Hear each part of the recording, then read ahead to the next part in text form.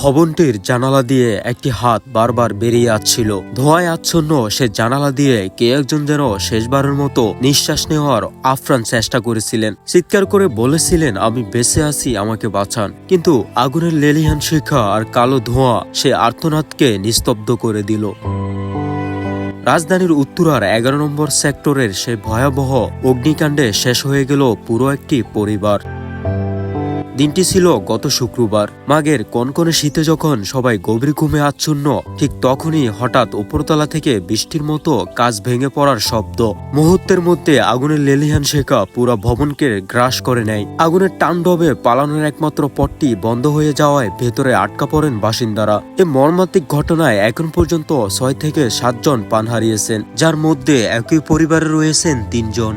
Fire সার্ভিসের ভারপ্রাপ্ত কর্মকর্তা জসিম জানান, শুক্রবার সকাল ৭টা৫০ উত্তরা ১১ নম্বর সেক্টরের ১১ নম্বর সড়কে এই অগ্নিকাণ্ডের সূত্রপাত হয়। খবর পাওয়ার মাত্র ৪ মিনিটের মাথায় ফায়ার সার্ভিসের একাধিক ইউনিট ঘটনাস্থলে পৌঁছে উদ্ধার কাজ শুরু করে। প্রায় আধা ঘন্টার চেষ্টায় সকাল ৮টা২৫ আগুন নিয়ন্ত্রণে আসে।